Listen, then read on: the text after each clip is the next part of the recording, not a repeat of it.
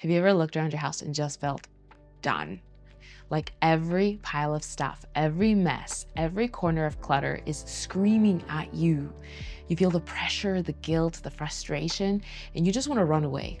Or maybe light a match and start all over. If that's you, I want you to know that you are not crazy and you are not alone. But before we dive in, I want to invite you to download my free 5-day reset guide. It's a simple, calming way to start shifting your space and your energy with just one small doable action per day. Think of it as a soft reboot for your home and your nervous system. The link is in the description down below. And trust me, you're going to want it after you see this video. So I've been there. I know what it's like to be deep in the mess, literally and emotionally.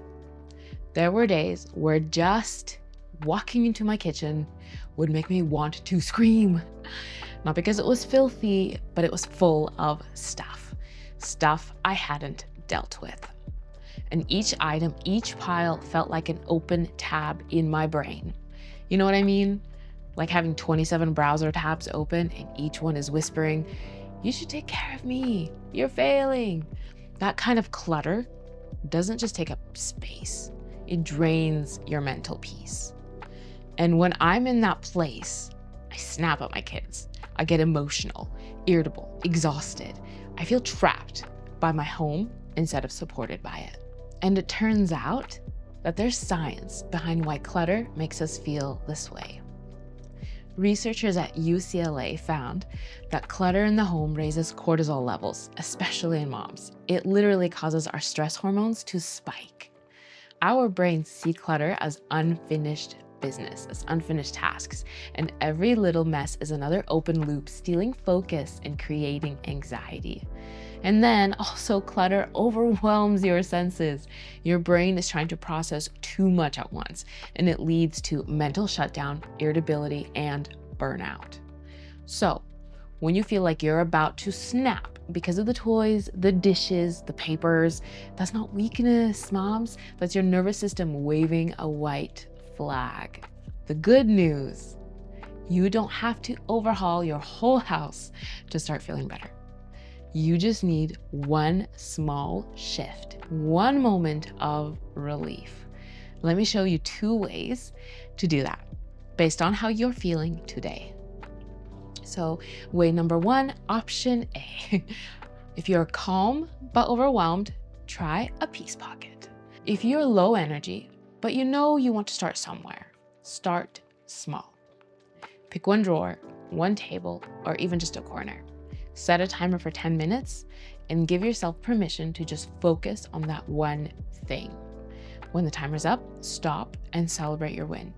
Even the tiniest bit of order can bring emotional relief when you're drowning in chaos. Option 2, option B, is when you're angry and completely maxed out. This is where you try a reset bin. Now, if you're in that place where everything is just too much and you're about to cry or yell, try this. Grab a bin, a laundry basket, or a box and scoop it all in. Walk around and toss in anything that's driving you nuts. Papers, toys, random junk on the counter. Don't think, just scoop it in. And then put the bin out of sight. You don't have to solve it right now. You don't need to organize and put it all away.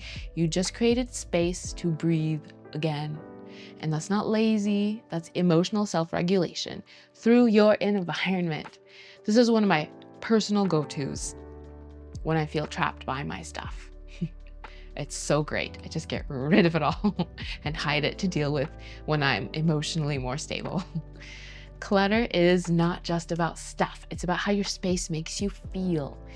And when your home becomes your safe, peaceful place again, everything else gets easier. You show up differently for your kids. You reconnect with yourself. You breathe easier. If you're ready to start feeling better without pressure or perfection, I made something just for you.